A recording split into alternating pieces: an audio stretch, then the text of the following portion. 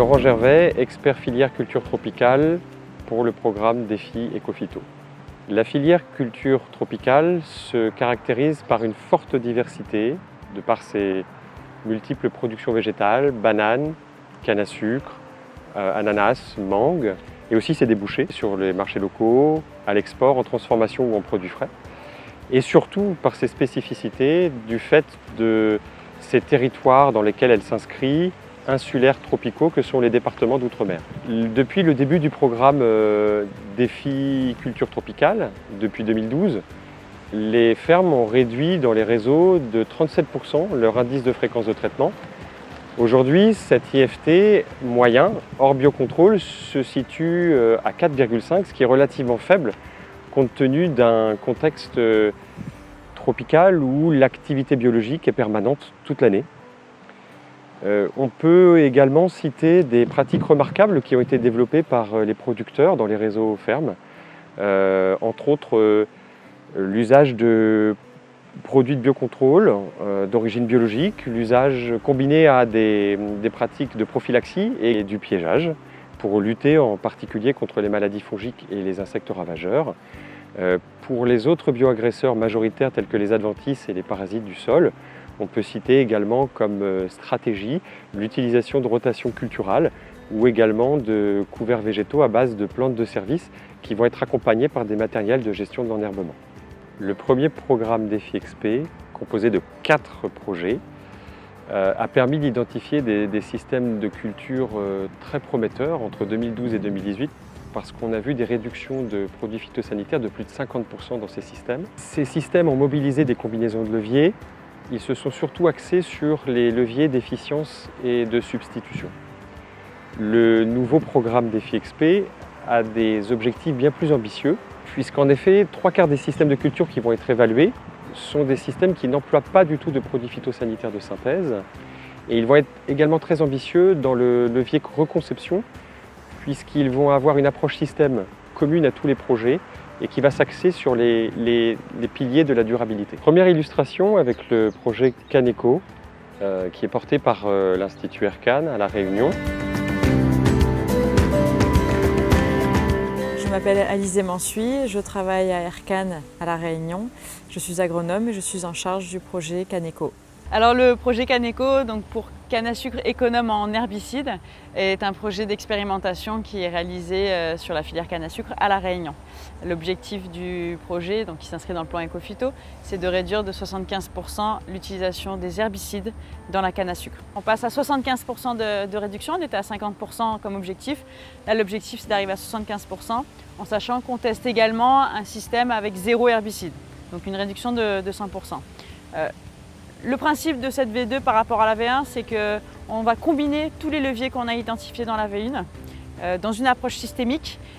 Et pour ça, on utilise différents leviers, donc tout ce qui concerne le désherbage mécanique avec ou sans travail du sol, tout ce qui va concerner l'utilisation de plantes de service, donc soit sur l'interrant de la canne à sucre, donc pendant le cycle de canne, soit entre 2 cycles de canne en implantant des couverts végétaux. On va tester aussi tout ce qui concerne les méthodes de gestion de la paille, donc l'épaillage de la canne à sucre, le fanage, une répartition des types de récoltes qui vont influencer derrière le paillis au sol. On a aussi bien sûr l'impact variétal, donc faire son bon choix variétal pour pouvoir avoir une bonne production mais aussi une bonne maîtrise des mauvaises herbes. Autre exemple à La Réunion avec le projet STOP, qui est porté par l'Armée Flore. Ce projet ambitionne en fait d'associer plusieurs productions végétales, des fruitiers, des légumes, également des plantes aromatiques pour intensifier les services écosystémiques.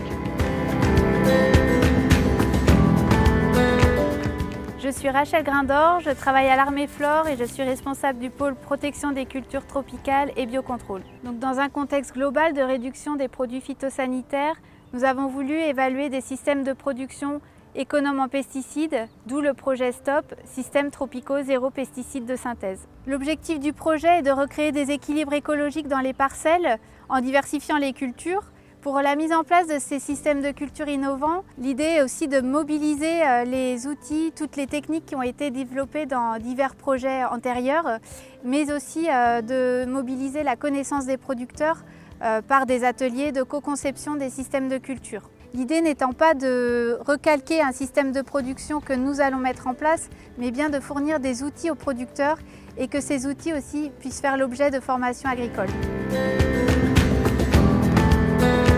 Partons maintenant à la Martinique. Nous allons rejoindre la Fredon Martinique qui porte le projet Cabiosol. Le projet Cabiosol s'intéresse au concept de jardin créole. Le jardin créole se définit par des productions végétales associées et étagées. Et ce projet Cabiosol va s'intéresser plus spécifiquement au biocontrôle dans toutes ses dimensions. Très beau métier, je suis chargée de mission bio-valorisation du sol à la Fredon de Martinique. Le jardin créole est un système de culture qui rassemble traditionnellement un ensemble de pratiques agroécologiques. Et en tant que réservoir de biodiversité, ça garantit un certain nombre de services écosystémiques. Les leviers principaux de biocontrôle qui seront appliqués au projet, ça va être la protection biologique intégrée des cultures, la lutte biologique de conservation, la lutte biologique inondative essentiellement, puisqu'on a fait un gros travail sur les auxiliaires des cultures et qu'on va étendre ce travail au compartiment sol tout simplement. Le biocontrôle est le levier principal du projet, puisqu'avec des pressions parasitaires constantes sur l'année, on est convaincu que la réduction d'intrants de synthèse passe d'abord par l'augmentation de la résilience naturelle de l'agroécosystème. Donc c'est ce qui nous a amené à nous intéresser aux communautés mycorhiziennes, puisqu'elles sont connues, entre autres choses, pour accroître un peu l'efficience alimentaire des plantes.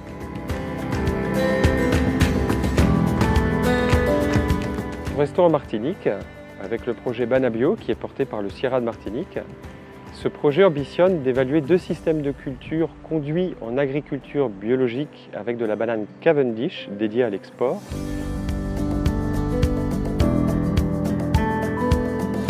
Donc Claire Guillermet, je suis agronome chercheuse au CIRAD en Martinique. Donc dans le projet Banabio, on a choisi de se placer dans le cadre de contraintes assez ambitieux du bio. On est parti du constat que les systèmes de culture banane actuellement étaient déjà assez avancés en termes de pratiques agroécologiques, et donc en se disant que peut-être le pas à franchir pour aller jusqu'au bio n'était pas forcément si important que ça, et que par contre pour la filière, en termes de valeur ajoutée, il y avait vraiment un intérêt dans le cadre de contraintes très strictes dans lesquelles elle est actuellement.